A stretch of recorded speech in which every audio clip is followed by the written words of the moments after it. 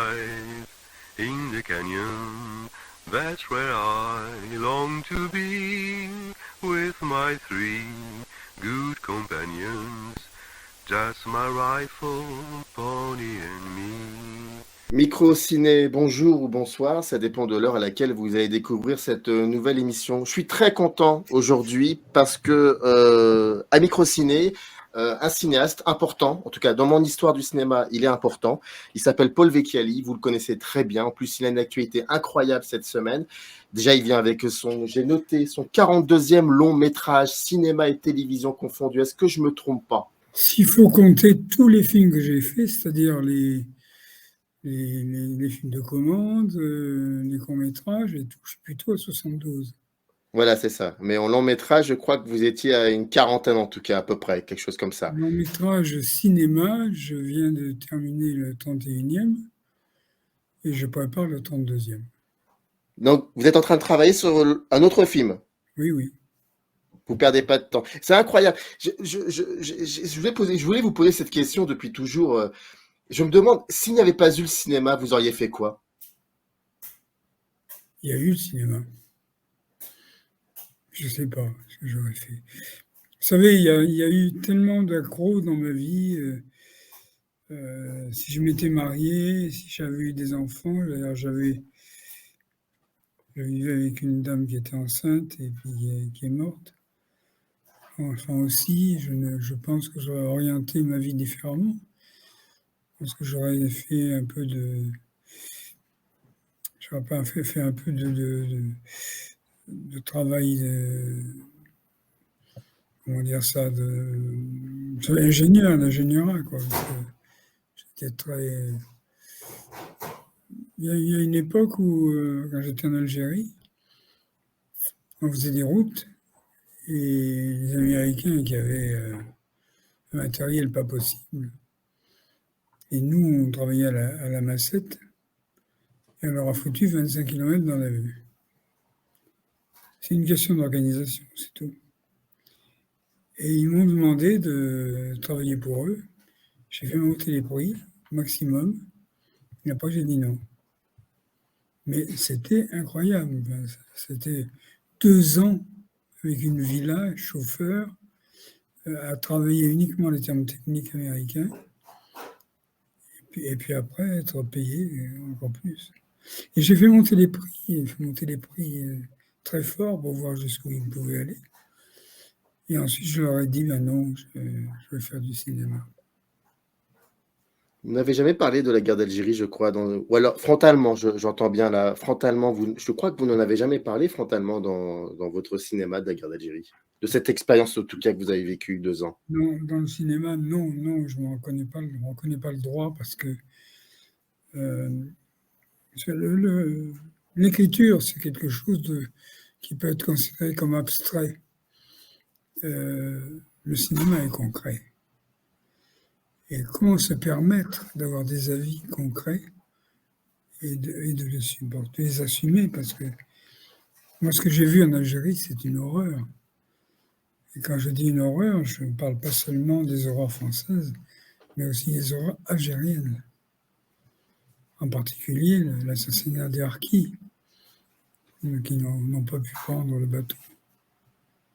Alors, je ne me sens pas le droit de parler de ça, parce que il y a trop de... Pas de ça en termes de cinéma, je veux dire. Il y a trop d'idées contraires, il y a trop de... Non, je ne m'en reconnais pas le droit, voilà. En tout cas, vous êtes là. En tout cas, ce qui nous réunit aujourd'hui, c'est ce film, pas 3 points de suspension de quartier, qui sort le 27 avril. Les 3 points de suspension, les trois points de suspension, pardon, sont très importants. Enfin, Très important. Je sais que dans votre cinéma, la méticulosité, la précision, un verbe, une virgule, une ponctuation, c'est très important chez vous. Je sais que vous êtes très sensible à la langue et aussi aux syllabes, à la manière de dire les choses, à articuler. En fait, j'écoutais récemment une émission de Serge Danet, Microfilm, où vous aviez été invité pour parler de Rosa, la rose fille publique, et il disait de vous que vous étiez un cinéaste direct. Et ça vous avait amusé. Et aujourd'hui, est-ce qu'on peut dire aujourd'hui que vous êtes toujours ce cinéaste direct? C'est pas à moi de dire ça. Je veux dire, moi, je suis pas Je ne me pose pas de questions sur moi-même. J'ai envie de faire un film, je le fais, si je trouve les moyens de le faire. Il y a quelque chose qui m'agace, c'est quand on dit film fait avec 4 bouts de chandelle. Ça, c'est vraiment dégueulasse. Parce que je travaille 9 mois en amont, seul. Les 2 dernières semaines, mon assistant me rejoint, parce que là, je suis tout à fait à même de lui parler du film et de ce qu'il va y faire. Mais tout ce qui précède, c'est moi et je ne me paye pas. Imaginez chez Gaumont une préparation de 15 semaines avec une quinzaine de personnes, avec les salaires, avec les charges sociales. Il faut les intégrer, ça aussi, dans mes films. Je ne me suis jamais payé au cinéma, jamais. Ni comme auteur, ni comme producteur, ni comme monteur, ni comme rien. Jamais. Je voulais que l'argent aille au film. Et quand je parle des films, je parle des films que j'ai produits. Jamais, jamais. Et puis même Dialectique, maintenant, pareil. J'ai eu 4 sociétés de production et je ne me suis jamais payé dans mes films. En revanche, je peux vous dire que pour m'avoir à la télé, il fallait payer très cher. Si j'ai une retraite, moi je le dois à la télévision. Je vais donner un exemple, je ne sais pas si vous en avez entendu parler, c'est un blockbuster de l'époque, Les Jurés de l'ombre, 7 fois 58 minutes. Et Henri Spalt, qui est un type merveilleux, m'appelle et me dit voilà, je vais vous proposer un film et vous allez me dire oui. Je dis je veux bien, mais qu'est-ce que c'est oui, mais vous comprenez, on m'a dit que vous aviez tripoté les scénarios et que vous ne vous faites pas payer. Je dis je veux bien, je pas. Expliquez-moi plus. Ça se passe en Corse en partie. C'est un argument formidable. Et puis, il faut retripatouiller le scénario. Je dis oui, mais quel est l'auteur? Et il me dit Patrick Hutin. Je dis Patrick Hutin, mais c'est le mec des Jurés de l'ombre. Il m'a dit c'est les Jurés de l'ombre. Et j'en revenais pas parce que j'avais essayé pendant 3-4 ans de faire ce film. Et que chaque fois, mon agent me virait, c'est pas pour toi, t'es un romantique. Oui, ben, on a vu après, quand le film est sorti, il y avait en très gros sur le monde, il sait aussi faire ça. Vous croyez qu'un producteur cinéma aurait pu se dire, mais attends, il sait aussi faire ça, je vais essayer de faire quelque chose. Non. Il y a vraiment une barrière terrible entre les deux. Tous mes téléfilms ont fait des entrées. Ils ont fait ce qu'on appelait des cartons, quoi. C'est-à-dire, par exemple, l'Impur, en 2 séances, on fait quelque chose comme 18 000 spectateurs. Et c'était la première fois que Antenne 2 bat TTF. Je ne suis pas en train de me balancer des fleurs, là. Je suis en train de vous dire que je pense connaître mon métier. Je pense le connaître très bien. Malheureusement, les producteurs de cinéma ne le savent pas. Ils le savent pas depuis combien de temps, selon vous? Depuis toujours, j'ai une position dans le cinéma français qui est complètement absurde. Quand il s'agissait d'aller faire les rencontres franco-italiennes à Saint-Étienne, c'est moi qui m'envoyais. Quand je demandais l'avance, je ne l'avais pas. Quand il s'est agi d'aller faire un film avec des dealers à Toulouse, la zone franche, c'est moi qui l'ai envoyé. Croyez-moi, les chaises volaient, hein. C'était pas simple. Et quand il s'est agi de parler cinéma à M. Raymond Barre, où il y avait Xenakis, Vincent pour le théâtre, Xenakis pour la lumière, etc., pour la musique. Et quand j'ai vu qu'il piquait du nez quand les gens lisaient leur papier, évidemment, j'avais préparé un gros truc. J'ai tout foutu en l'air, je le regardais les yeux dans les yeux et j'ai parlé. Et là, il était mais scié. Enfin, il disait, enfin, enfin. Mais ça ne sert à rien. Ça ne sert à rien. Ce qui n'empêche pas que je me suis battu toute ma vie. Hein. J'ai essayé de convaincre Jacques Lang de changer le principe de la danse sur recette. C'est-à-dire d'avoir, mettons, qu'il soit 7 et que chacun ait le 7e du budget. Et si on va de, je sais pas, de Gérard Houry à Marguerite Duras, on a tout un panel, vous voyez. Vous, ce que m'a répondu Jacques Lang. Que va penser de ça Gaumont et Pathé? Je lui ai dit, excusez-moi, je croyais qu'on était un régime de gauche. Voilà. Alors, je vous dis tout ça, ne croyez pas qu'il y ait la moindre déception ou le moindre raptus contre ces gens-là. Ce n'est pas mon monde. J'ai l'habitude de dire j'étais fait pour le cinéma, mais je ne crois pas que le cinéma était fait pour moi. Il y a trop de trafic.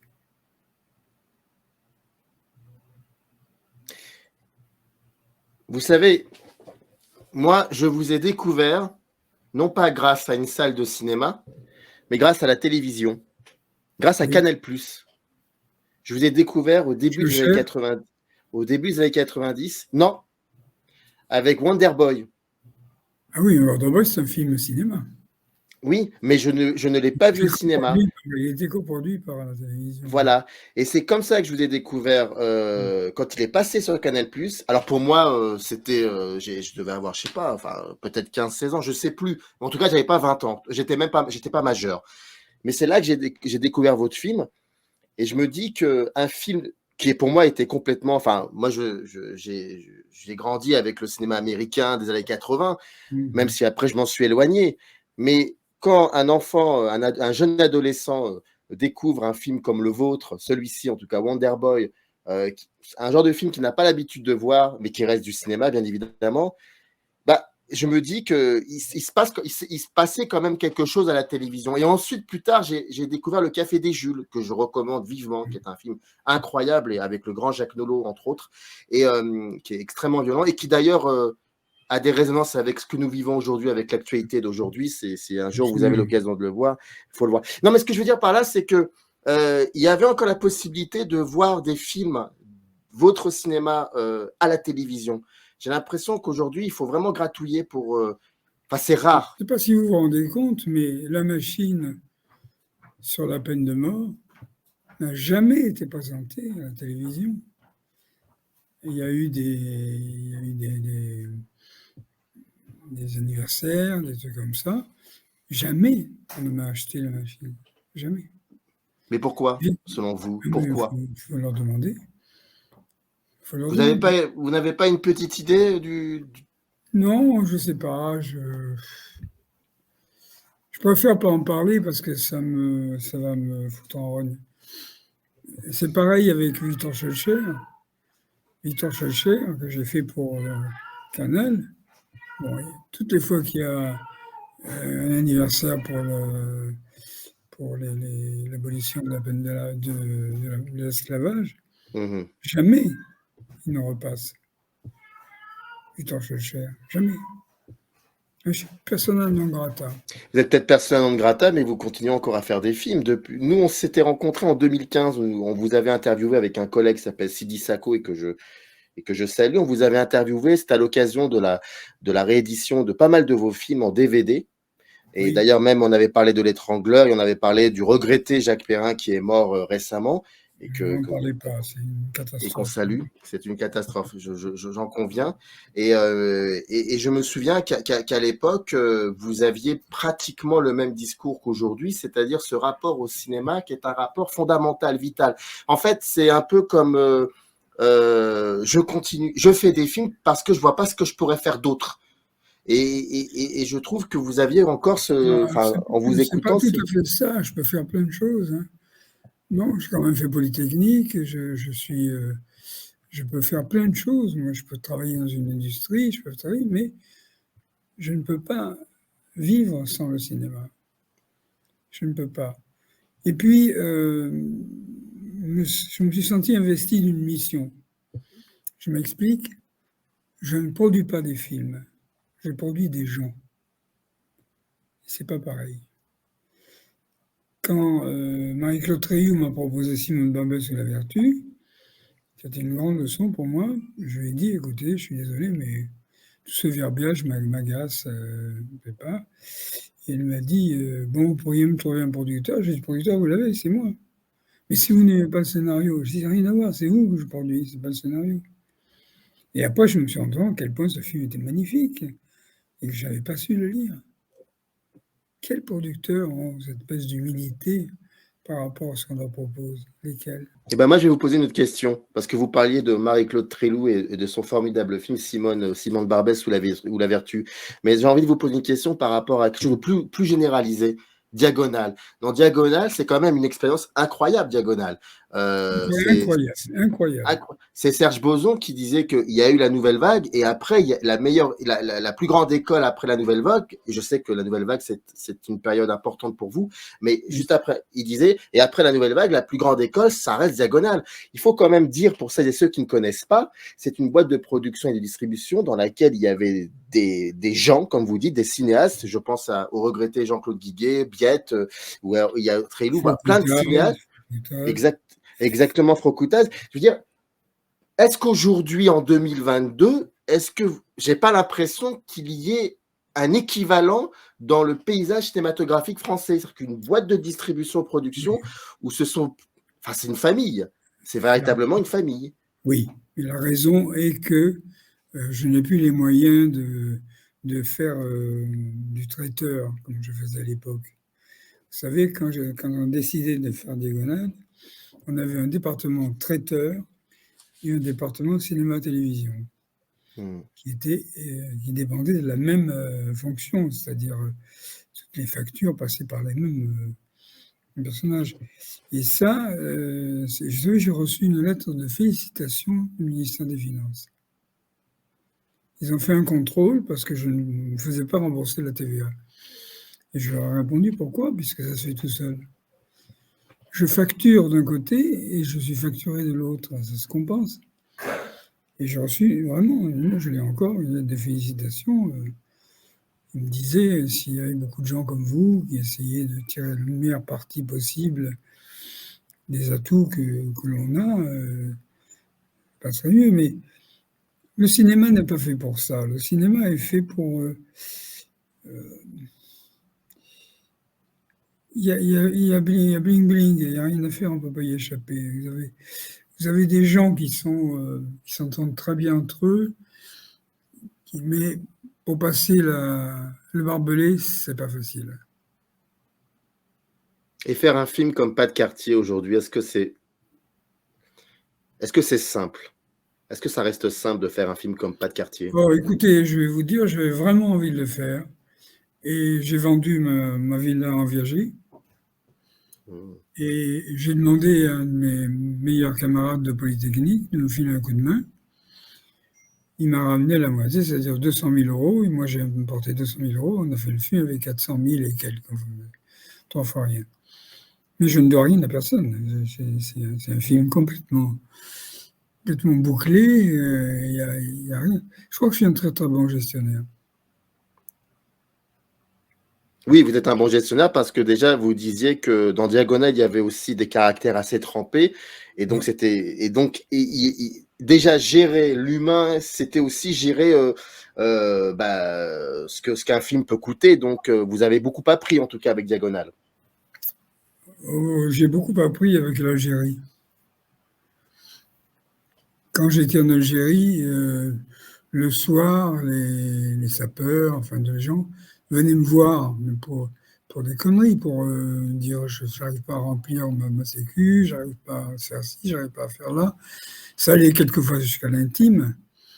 Et là, je me suis rendu compte que je pouvais écouter les gens et me mettre à leur disposition sans hiérarchie aucune. Et c'est ça qui m'a permis, après de faire diagonale et d'avoir cette espèce de chose-là. Vous savez, gérer une société qui fait des films, des téléfilms, et qui fait d'autre part du traiteur, c'est pas facile. Mais j'avais ça en moi.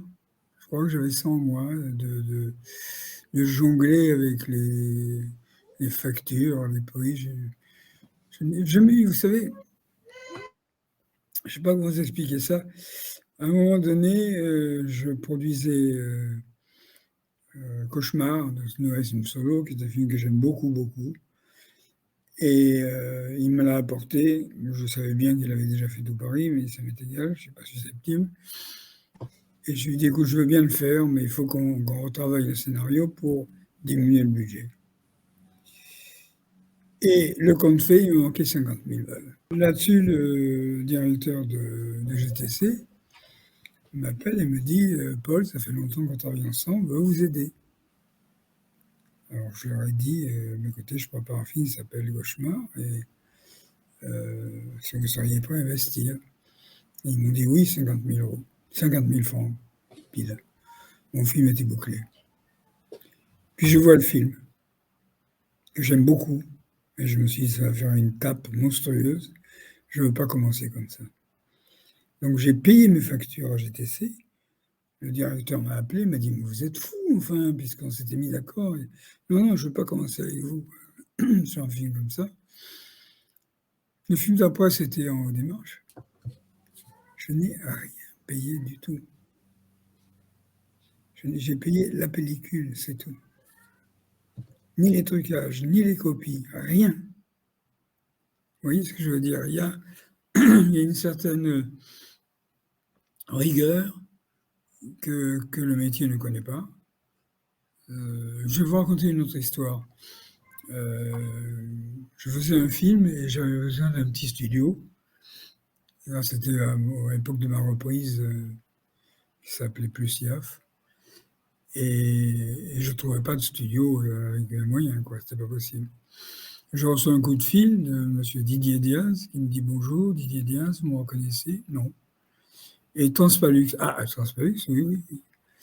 Eh bien, écoutez, vous voulez un studio, vous l'avez. Vous voulez des projecteurs dans le studio, vous l'avez. Vous voulez un bureau pour travailler, vous l'avez. Et tout ça gratuitement. Parce qu'en 35 ans, vous êtes le seul producteur qui ne m'a pas planté. Ça laisse à réfléchir quand même.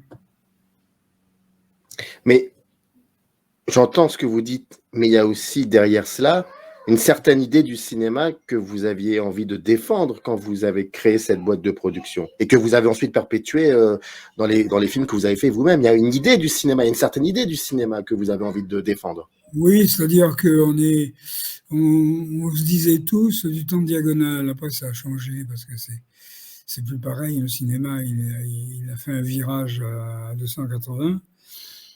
À l'époque, on disait, nous, on aime la nouvelle vague, mais on n'aime pas l'intellectualisme. C'est-à-dire que on veut bien faire des films comme la nouvelle vague, mais pas, pas cérébraux. C'est-à-dire que ma formule était un peu idiote, mais je la donne. Le cœur dans les années 30 et la tête dans la nouvelle vague.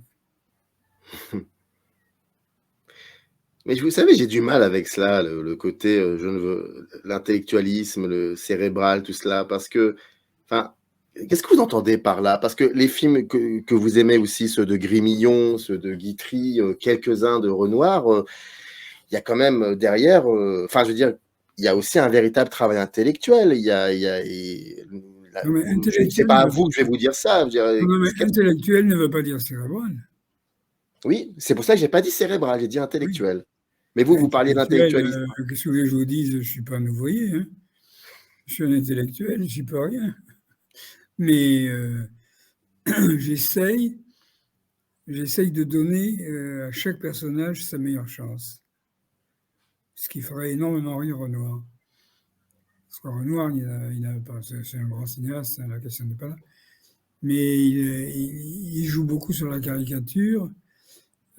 C'est facile de jouer sur la caricature et d'avoir le contrôle de tout, comme ça, sur les personnages. Et c'est pas ce que fait Grémillon.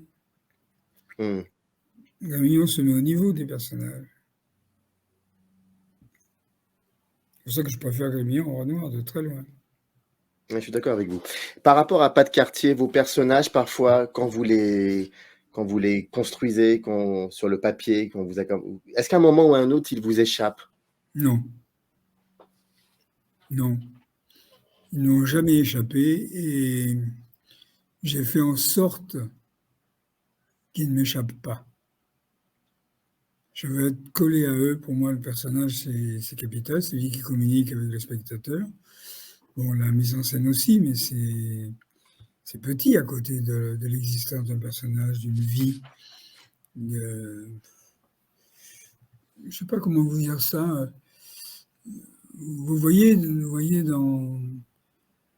dans Renoir, la caricature est toujours présente.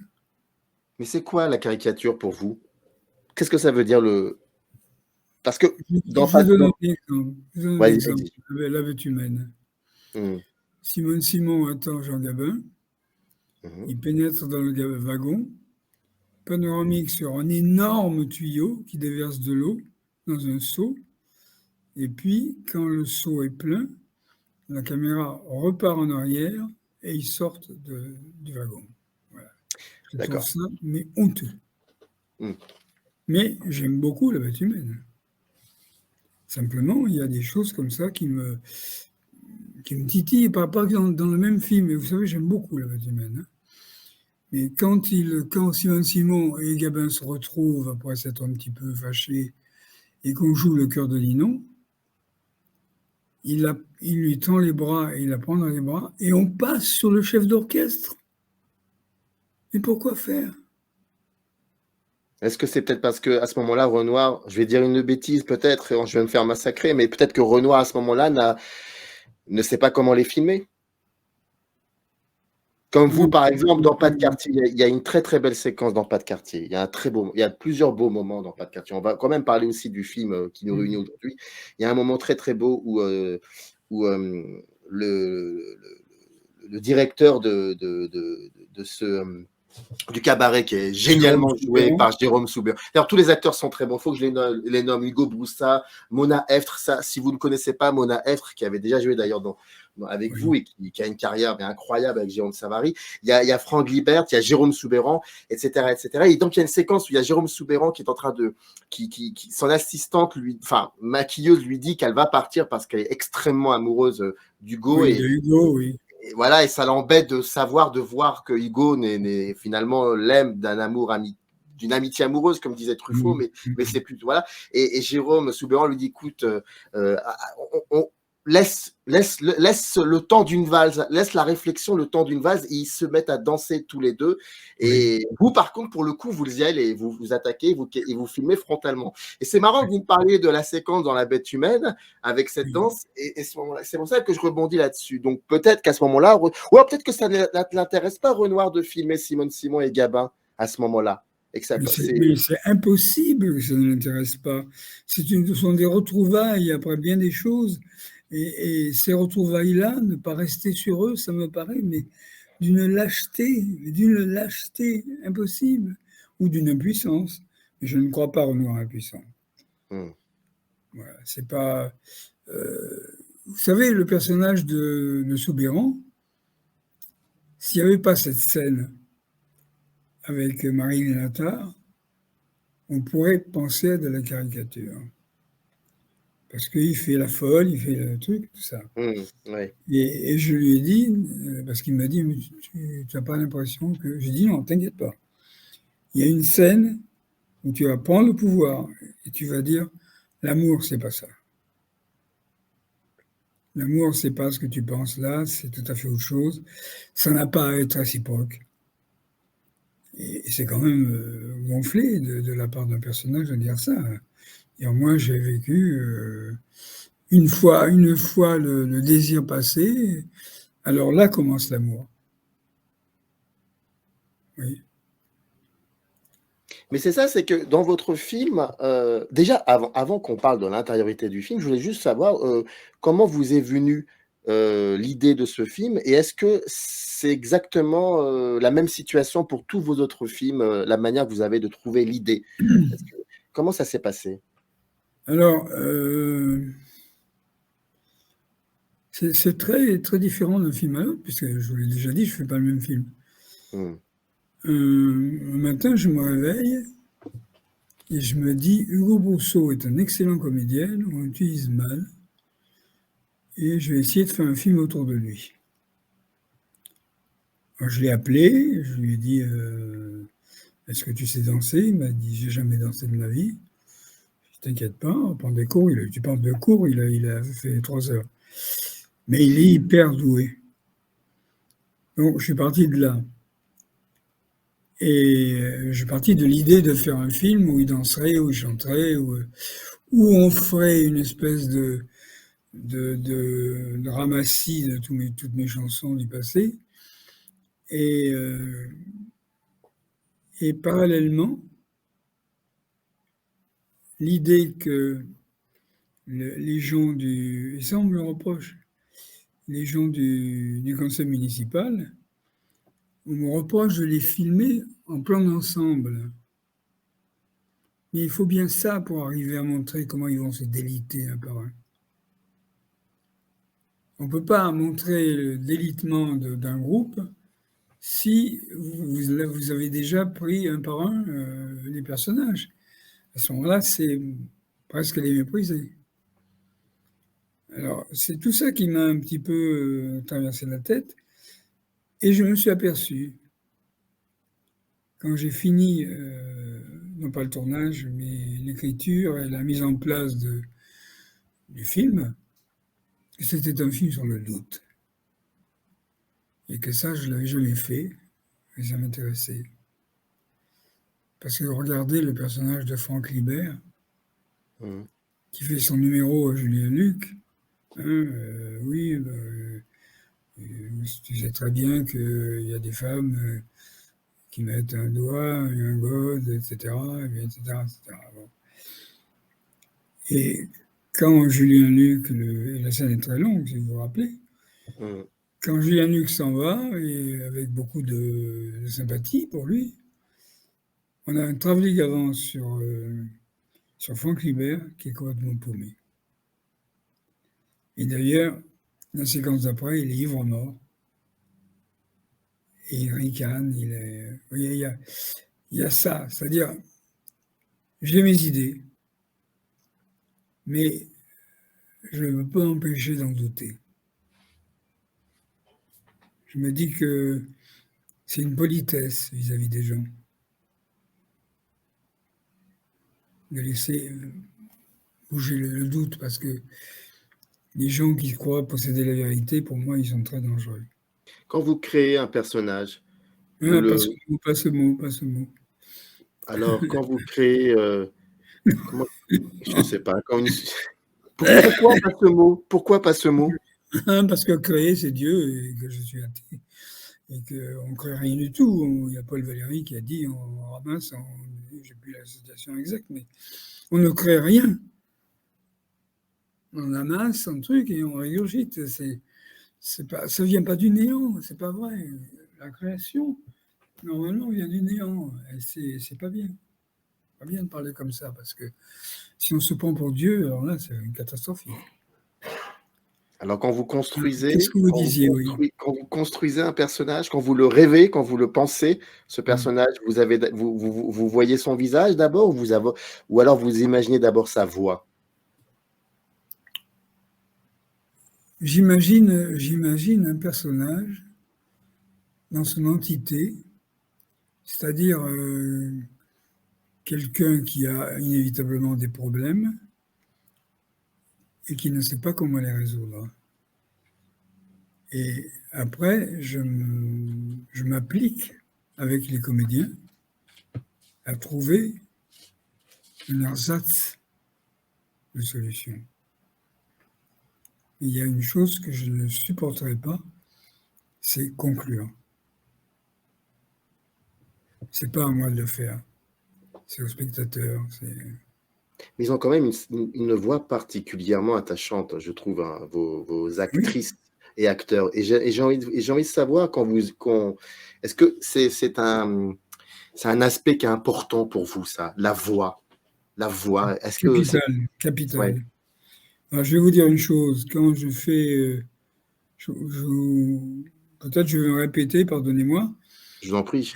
Quand je prépare un film 8-9 mois à l'avance, après je fais descendre mon chef opérateur un mois avant le tournage. Il filme avec son iPhone.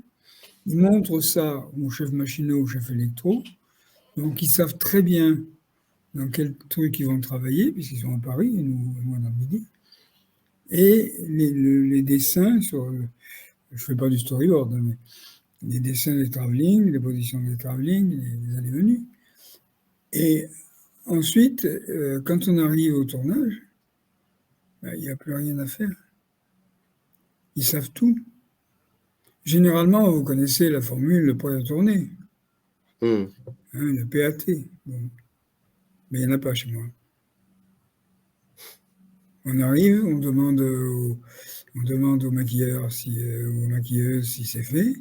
Oui, oui, c'est prêt, Paul, très bien, mais le moteur. Voilà.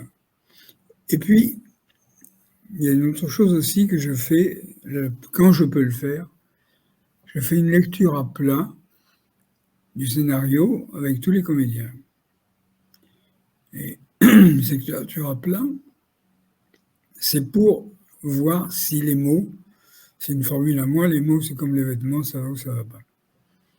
Alors si je sens une réticence comme ça sur un mot ou quoi, on discute, on le change pas, ou il me donne des arguments qui ne me convainquent pas, alors j'essaie de leur expliquer. Il y a un échange bilatéral. Ça, c'est la première chose. La deuxième chose, c'est toujours une lecture à plat du scénario, mais avec ma position de chef d'orchestre.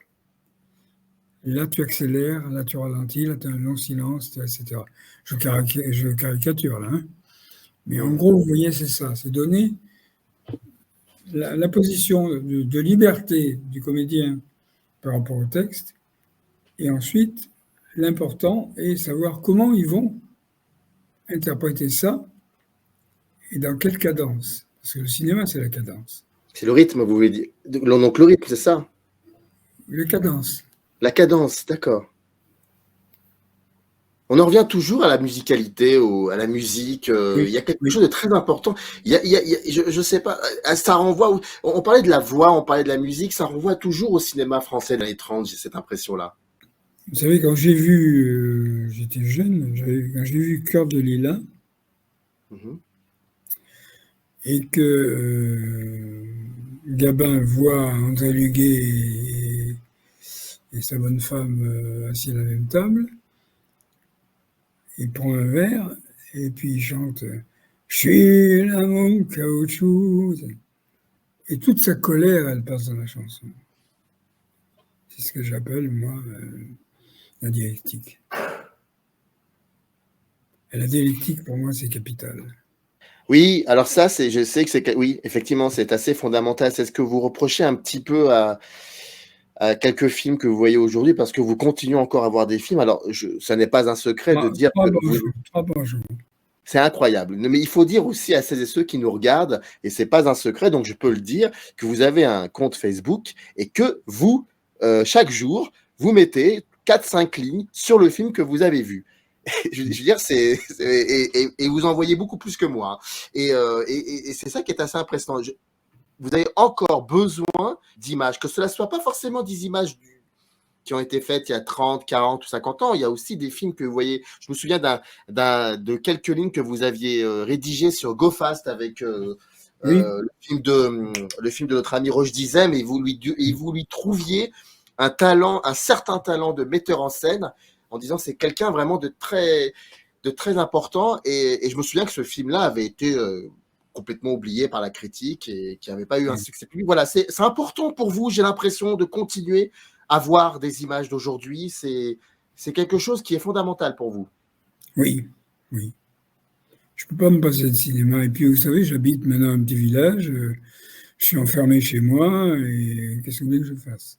En dehors d'écrire des nouvelles, des romans, de fignoler mon prochain scénario, j'espère tourner l'année prochaine. Qu'est-ce qu'il y a? Il n'y a rien. Et moi, je ne peux pas vivre sans rien. Alors, je regarde un film. Si ça ne fonctionne pas, je m'endors. Et ça fonctionne bien.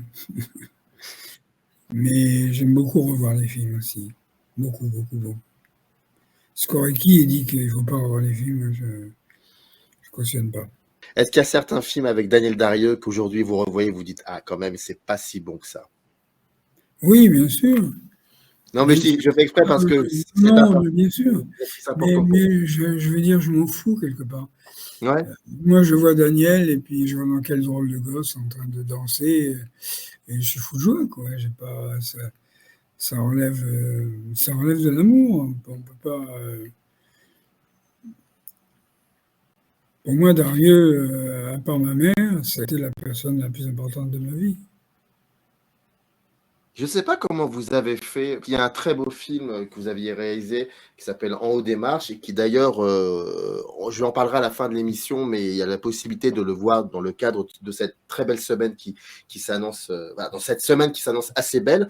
Mais je ne sais pas comment vous avez fait pour donc capter, filmer une actrice qui fait partie qui est intégrée à vous, qui fait partie de votre image marquante, de votre cinéphilie, de votre envie de faire du cinéma, qui est un tout.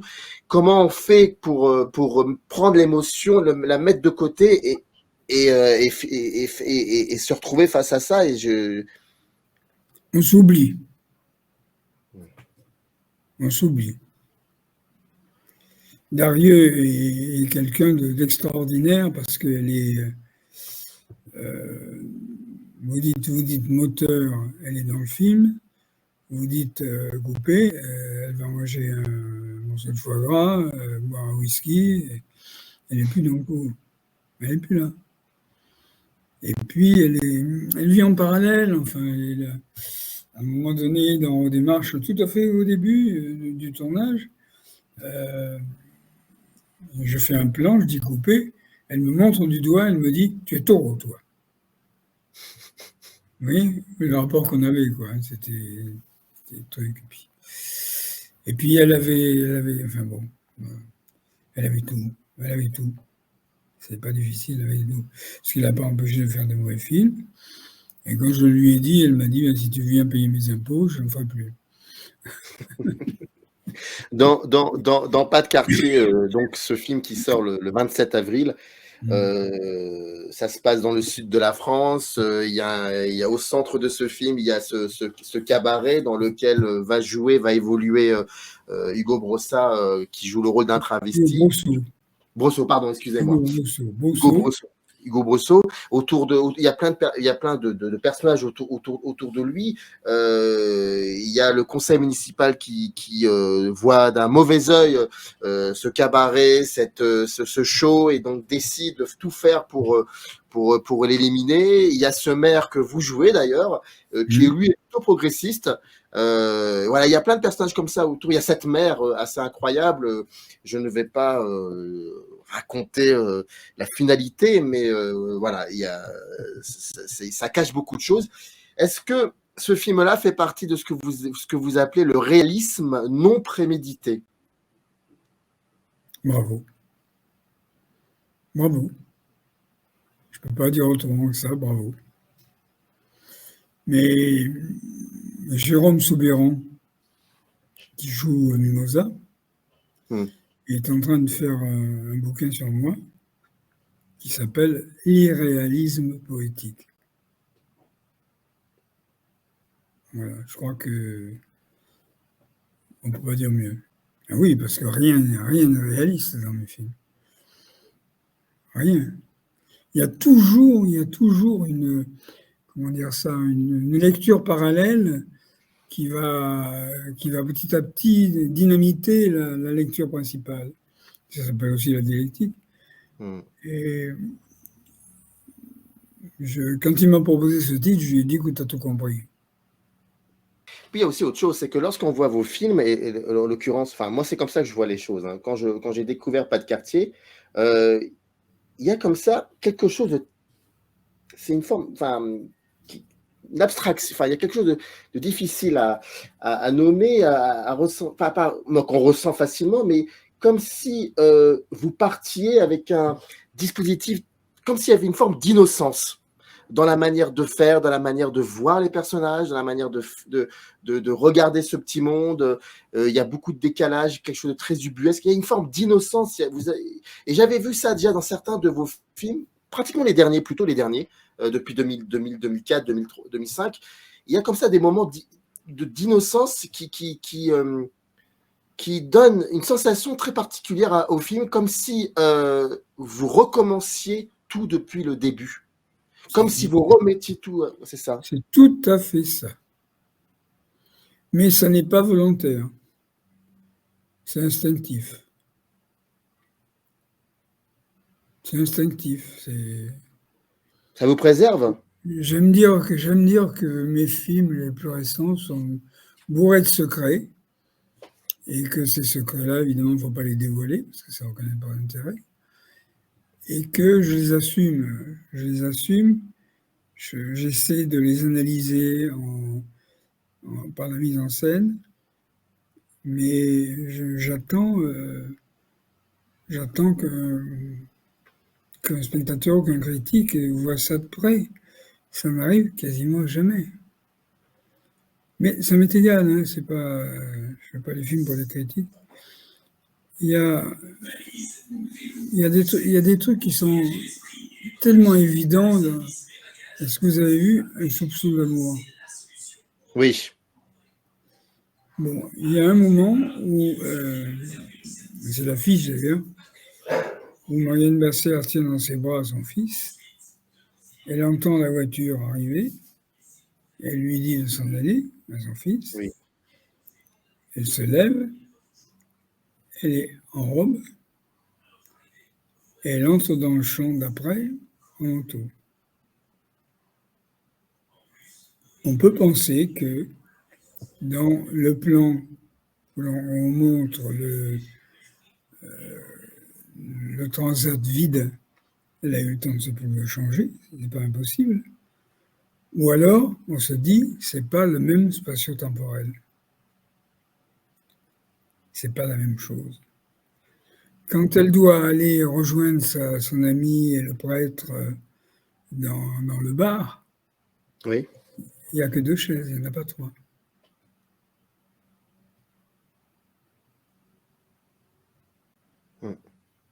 Ça veut dire que peut-être cette séquence n'a pas eu lieu. Que c'est quelque chose d'autre, c'est-à-dire qu'est-ce qu'ils vont dire de moi. Et la preuve, c'est que on est sur Basse-Lair et on entend un vol de pigeons. Et le vol de pigeons se prolonge, enfin se remet en place sur sa copine. Et là, on est déjà dans le décor d'après. On recule et on a cette table servie avec 2 chaises, pas 3. Bon, c'est tout. Je ne suis pas en train de raconter que j'invente le cinéma. Je suis en train de dire que le spatio-temporel est une chose très très importante dans un film comme Soupçon d'amour, où on ne sait pas trop ce qui se passe.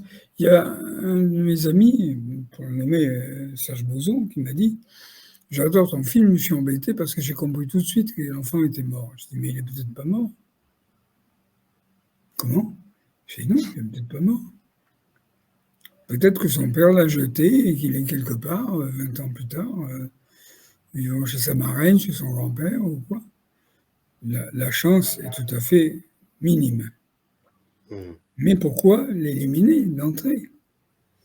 Et je lui dis, oui, mais la gueule que fait le père après quand il entend je suis la maman, je dis justement, il y a 2 solutions là. Ou bien il a des remords, ou bien il a décidé de rejoindre sa femme dans la folie.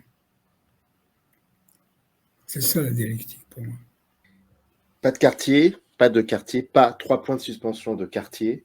Le film sort le 27 avril. Il y a aussi une autre actualité vous concernant, c'est 2 livres.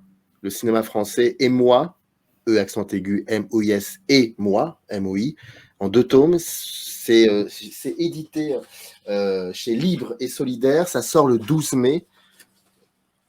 Aujourd'hui, le cinéma français,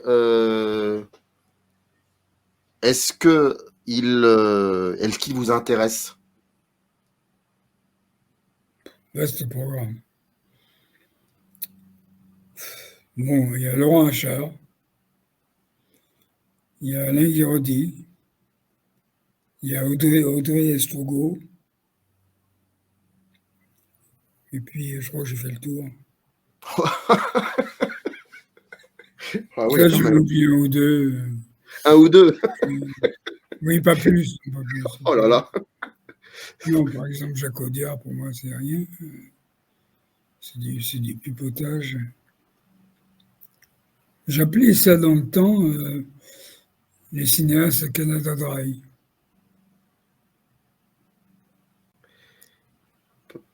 Parce que ça, Ils ont l'impression qu'il y a de l'alcool et puis il n'y en a pas. et qu'il n'y en a pas, et que ça ressemble. Bon. Vous êtes toujours godardien? Ah oui, Ah, ça, c'est incroyable, ça. alors là, à 100%. À 100%, et on a des échanges qui sont très, très, très drôles. En quelques mots, qu'est-ce qui fait qu'il est toujours aussi intéressant pour vous, peut-être en 2-3 mots? Il est libre. Ben, vous êtes libre aussi. Oui, mais l'un n'empêche pas l'autre. L'un n'empêche pas l'autre. Parce que j'en connais pas beaucoup qui ont fait 16 films depuis 2005. 16 films quand même. 16 films. Faut le dire, ça. Il y en a pas beaucoup qui arrivent à faire ça. En tout cas, la Ça m'est semaine. très difficile de vivre sans le cinéma. Très, très difficile. Pour plusieurs raisons d'ailleurs, dont la moindre n'est pas la présence d'une équipe. D'avoir des gens qui me respectent, mais pas trop, qui m'aiment, mais pas trop, qui ont besoin de moi parce que je suis le seul à les engager, ou rarement, enfin, là, je parle surtout des techniciens. Et c'est une famille, vous voyez. Je me suis mis à faire du cinéma en tant qu'acteur pour inscrire ça encore mieux. C'est-à-dire, quand on est sur un plateau, je reconnais à n'importe qui le droit de me dire Paul, il ne faut pas faire ça, tu te plantes. Voilà. Il n'y a pas un piédestal avec le grand réalisateur qui sait tout, qui a tout vu. Non, c'est fragile un réalisateur. S'il veut bien être fragile. Et ça ne peut qu'apporter quelque chose au film qui soit fragile. Tu m'avais dit, tu peux faire mieux, Paul. Vous connaissez un réalisateur à qui on pourrait dire ça? Qui ne se faisait pas en rogne? Oui, je pense arriver à une certaine quantité de films, je pense que oui. Mais une dernière question, et elle n'est pas provocatrice, vraiment, mais comme je sais que la notion de famille est très importante pour vous, on a parlé un tout petit peu de Diagonale, c'était une famille aussi. Est-ce que ça vous manque pas quand même, ces personnes-là, qui sont parties trop tôt, malheureusement? Est-ce qu'il y a des moments où vous y pensez en vous disant quand même, ça m'emmerde qu'ils soient partis avant moi, j'aurais bien voulu qu'ils restent un petit peu avec moi? Vous saviez le nombre de fois que je pleure en pensant à eux. C'était une famille. C'était important pour moi.